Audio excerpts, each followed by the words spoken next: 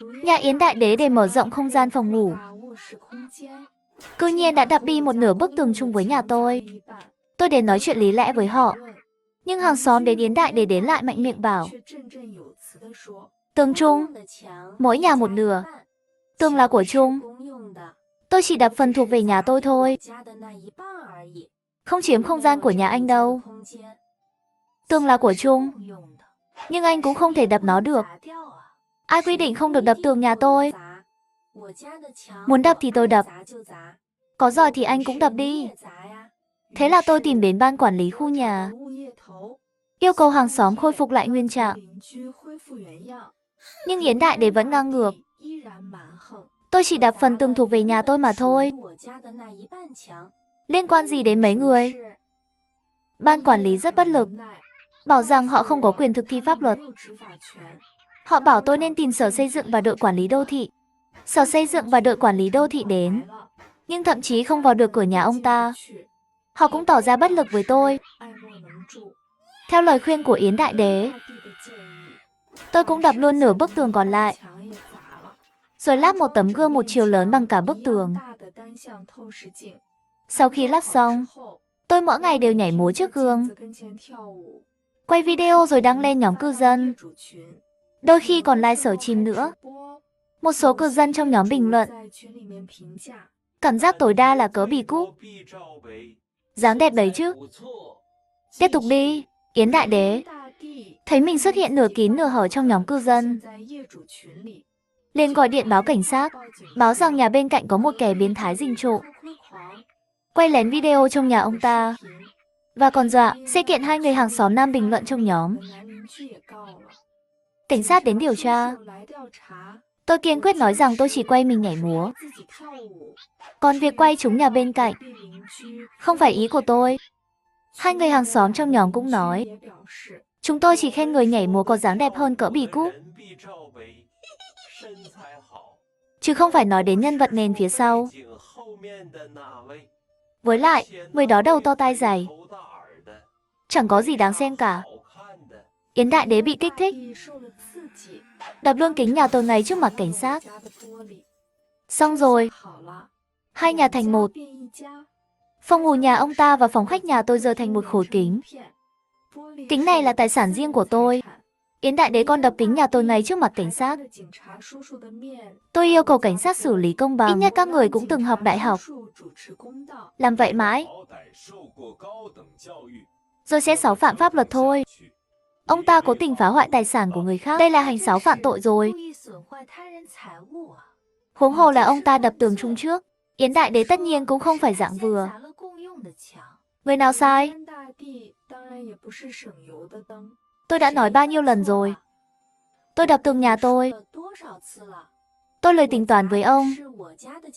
Nhưng khi tôi đưa hóa đơn cho cảnh sát lắc đầu. Phá hoại tài sản người khác phải đạt 5.000 tệ mới là hình sự. Gương này của anh chỉ vài trăm tệ. Với lại, trước khi đập, hai bên đã có mâu thuẫn, không tính là cố ý phá hoại. Khuyên hai người nên hòa giải. Nếu không, cứ để hai người tự suy nghĩ thêm. Nói xong, cảnh sát chỉ vào Liễu Như Yên nói. Nếu không hòa giải, phá hoại tài sản người khác, giữ anh 10 ngày cũng chẳng vấn đề gì. Rồi chỉ vào tôi vì công khai thông tin cá nhân của người khác. Giữ cô 10 ngày cũng không vấn đề gì. Hai chúng tôi im lặng. Các người muốn vào trong đó suy nghĩ một. 10 ngày sau hãy ra ngoài thảo luận. Như Yên Đại Đế vẫn im lặng không nói gì. Tôi cũng nghĩ một chút. Thôi kệ, kính chỉ có 300 tệ, không đáng để mất mặt. Vậy là chúng tôi tạm thời hòa giải. Nhưng Như Yên Đại Đế vẫn không khôi phục bức tường, mà chỉ treo một tấm rèm. Ban đầu, tôi nghĩ mình là con gái. Nếu cứ để hai nhà thông suốt như vậy, chắc chắn sẽ có rủi ro. Nhưng người ta tranh nhau vì một hơi, Phật tranh nhau vì một nén nhang. Thế thì quyết đấu đến cùng. Tôi cũng không định lắp lại kính hay ngăn cách gì nữa. Dù sao phòng khách là của tôi, còn phòng ngủ là của họ. Tôi thả một cái bom là họ nghe thấy hết. Mùi cũng bay sang tận nhà họ. Nhưng để an toàn, tôi vẫn thay cửa phòng ngủ thành cửa chống trộm. Đưa hết đồ quý giá vào trong phòng ngủ. Hy vọng mọi chuyện yên ổn. Nhưng chó nhà tôi thì không chịu yên. Nó nhìn thấy tấm rèm nhà họ, luôn muốn chạy qua chơi. Cuối cùng, một hôm, tôi quên không buộc nó lại khi đi làm. Kết quả là bi kịch xảy ra. Khi tôi về nhà, thấy tấm rèm giữa hai nhà bị cắn rách tươm. Giường nhà họ bị chó cắn nát bét. Tủ quần áo cũng bị cào thủng một lỗ to. Như Yên Đại Đế về nhà phát điên. Đùng đùng đòi giết chó nhà tôi. Tôi chỉ thẳng vào mặt ông ấy. Bây giờ tôi đang ở nhà tôi. Còn anh ở nhà anh. Nhưng nếu anh bước qua đây, là anh đã xâm phạm trái phép vào nhà tôi. Thuộc tội xâm nhập dân cư, bất kỳ hành xáo phạm tội nào cũng sẽ tăng thêm mức phạt. Anh tự suy nghĩ cho kỹ. Như Yên Đại Đế bị tôi dọa đứng hình. Cắn răng chỉ vào tôi nói, chẳng lẽ chó nhà cô không phải xâm nhập dân cư à? Chó đâu có khả năng hành xáo dân sự. Anh kiện chó cũng vô ích thôi. Thử xem nếu anh làm được, cho nó ngồi tù, hoặc xử bắn cũng được. Như Yên Đại Đế không còn gì để nói với tôi. Tuy nhiên, tôi biết mình cũng có phần sai. Vì vậy, tôi chủ động đề nghị bồi thường thiệt hại cho nhà họ. Sau khi bồi thường xong, tôi đánh chó nhà tôi kêu la inh ỏi. Như Yên Đại Đế cảnh cáo tôi. Cô cố ý đúng không? Nếu cô còn gây ra tiếng động lớn thế này, tôi sẽ khiếu nại lên ban quản lý. Nói xong, ông ấy còn lấy một thanh xô đến cô đến la đặt lên tủ đầu giường. Thanh xô đến cô đến la này không phải tôi cố tình để đấy đâu. Tôi bị hạ đường huyết. Nửa đêm đói bụng có thể phải ăn một miếng. Còn chuyện chó nhà ai chẳng may ăn nhầm rồi gặp vấn đề thì không liên quan đến tôi. Như Yên Đại Đế không treo rèm mới. Phòng khách nhà tôi và phòng ngủ nhà họ cơ bản không còn gì ngăn cách nữa. Hai vợ chồng họ nghĩ tôi là con gái lớn. Dù có nhìn thấy nhau, họ cũng không thiệt thòi gì. Chồng Như Yên Đại Đế đến Liễu Truyền Trí, mặc mỗi chiếc quần đùi đi lại trong phòng ngủ. Đôi khi buổi tối còn trực tiếp livestream. Miễn là nhịp độ của họ tăng lên, tôi liền hét lên một câu, anh được không? Cứ thế vài lần, họ dường như cảm thấy trả thù kiểu này thật nhạt nhẽo. Dần dần cũng yên tĩnh lại. Ngược lại, tôi bắt đầu thấy hứng thú. Mặc bikini đi lại trong phòng khách. Liễu Truyền Trí vừa liếc mắt qua, Như Yên Đại Đế lập tức tát cho một cái. Tuổi trẻ mà, không biết xấu hổ, gạ gẫm chồng người khác. Tôi cởi đồ trong nhà mình, cô quản không được đâu. Ngược lại là cô, sao lại man dợ thế? Dám đánh anh Truyền Trí của tôi. Nghe ba chữ Truyền Trí ca, Như Yên Đại Đế nổi giận đùng đùng. Dù ông ấy không làm gì được tôi, nhưng với Liễu Truyền Trí thì có cách.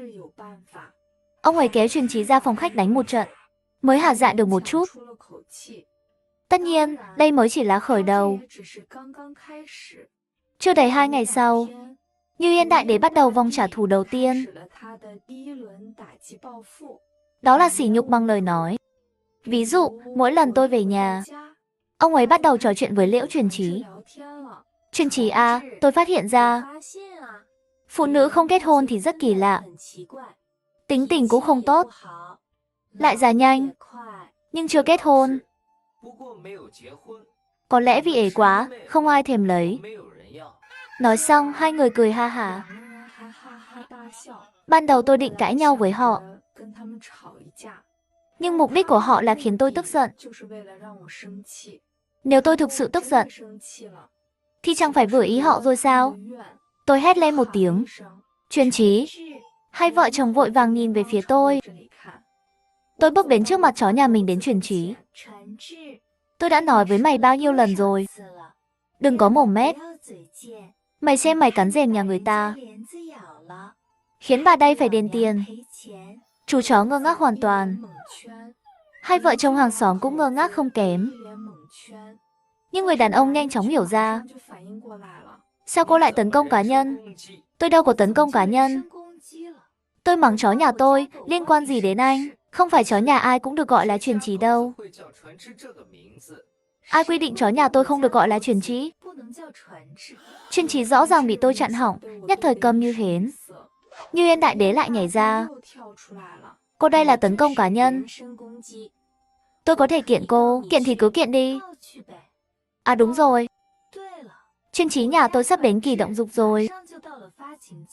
Tôi định mua một con, chó cái để phối giống cho nó. Tên vẫn chưa nghĩ ra. Hay là khi tôi đặt tên, có lẽ nên bàn với hai người. Có lẽ chú chó nghe hiểu rằng tôi sắp cho nó phối giống. Cũng bắt đầu kích động kêu gào inh ỏi. Truyền trí, đừng kêu nữa. Kêu nữa là không cho phối giống đâu. Hơn nữa, trình độ mỗi tối của mày cũng chẳng đủ sức mà phối giống đâu. Đây là sỉ nhục nhân phẩm. Có gan thì nói lại lần nữa. Tôi quay video lại. Ngày mai sẽ lên tòa kiện cô, cứ kiện đi. Dù sao chó nhà tôi vẫn gọi là truyền trí. Và ngày mai tôi sẽ mua một con chó cái. Tên của nó, tôi định đặt là Như Yên Đại Đế. Không lâu sau, chú cảnh sát lại đến. Lại là hai người này. Mấy tuần không gặp, phòng của hai người đã thông suốt hẳn. Thành một gia đình rồi à? Nhìn bức tường tan hoang. Chú cảnh sát suýt bật cười. Đây là phong cách trang trí gì vậy? Phong cách CG hả? Ha ha ha. Như Yên Đại Đế khóc lóc, đưa video vừa quay cho chú cảnh sát xem. Cô ấy quá đáng lắm. Đặt tên chó nhà mình là Liễu Truyền Trí. Liễu Truyền Trí?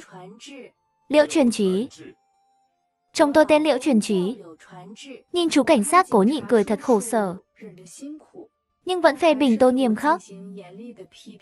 Nhìn cô gái hiền lành thế này, sao có thể làm vậy được? Cô xâm phạm quyền tên tuổi của người khác. Hãy mau xin lỗi họ. Nhưng chó nhà tôi thực sự đã gọi là Liễu Truyền Trí từ rất lâu rồi. Không phải chuyển đến mới đặt tên này.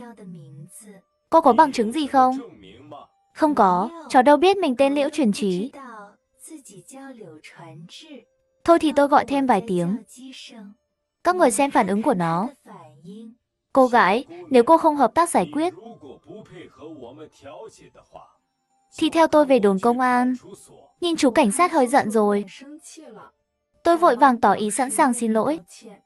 Thực ra trước khi hành động, tôi đã biết việc này là xáo phạm pháp luật. Vậy nên tôi giả vờ cúi người, cúi chào Liễu Truyền Trí. Xin lỗi, Liễu Truyền Trí.